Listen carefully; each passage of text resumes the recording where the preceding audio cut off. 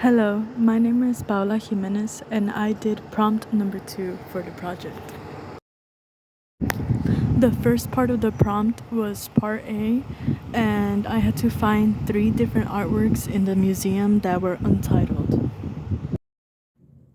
This first art piece is a sculpture made by Tom Friedman from styrofoam and paint. According to the plaque next to the sculpture, this was meant to be a representation between the artist's past self and future self, with the past self being the small figure at the bottom of the giant's feet and the future self being the large blue styrofoam figure. Initially, I was going to name this sculpture Looking Down because of the big figure looking down at the small figure. But since the big figure is so apparent, I instead named it Looking Up to bring a bit more attention to the smaller figure. This also pairs with the idea of the artist looking up to his future. This next piece is by Bruce Nauman, and it's described as charcoal and pencil on paper.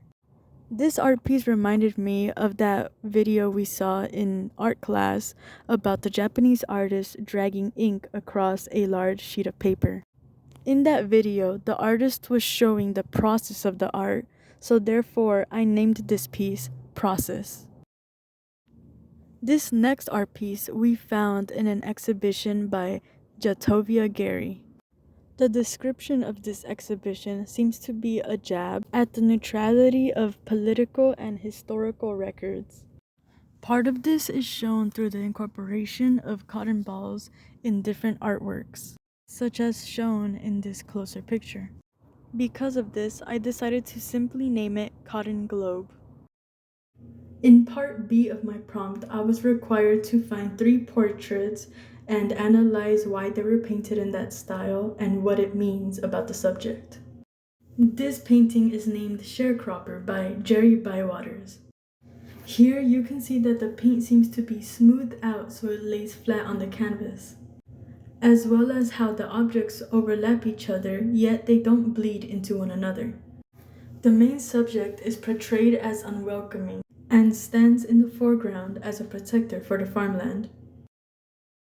This next painting is named Clown with Red Wig by Walt Kunz. This painting also seems to be done in an informal setting and seems to catch the clown in a moment of sadness after performing. The paint here, in contrast to the previous painting, seems to lift off of the canvas itself, done with what seems like hasty brushstrokes. The blending in different areas also seems to give the idea that this painting may have been done in a short amount of time. This next painting is named Miss Gertrude Murray by Thomas Eakins. In contrast to the last 2 paintings, this one seems much more formal, with Miss Gertrude staring off into the distance, sitting down and waiting for the painter to finish. The artist also seems to use light and dark values in order to add shadows and dimension to the subject. In terms of what painter I wanted to create my portrait, as I looked around the museum, this painting caught my eye. This painting is quite small and seems to catch a snapshot of a playful moment. This is named Whistling Boy by Frank Duvnik.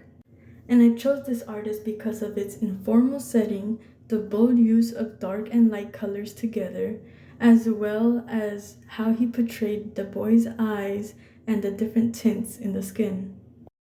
In part C of prompt 2, named Art and Religion, I had to find 3 different paintings that were related to religion and analyze the way they initially made me feel, as well as their importance to religion.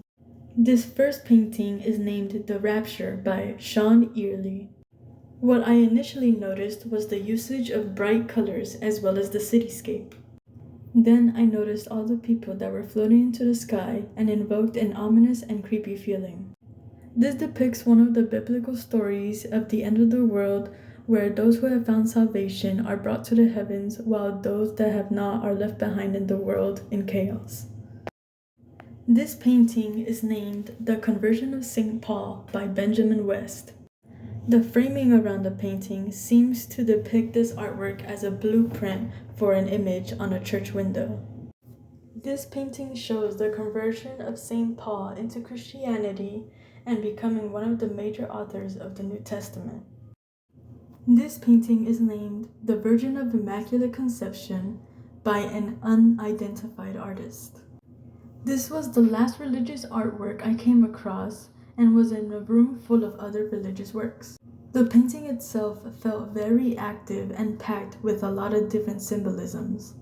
These were things such as the dove that symbolizes hope and faith, as well as at the bottom center where Adam and Eve are depicted in front of the apple tree. And when put together as a whole, the painting shows the levels of hierarchy between the different depictions of religion.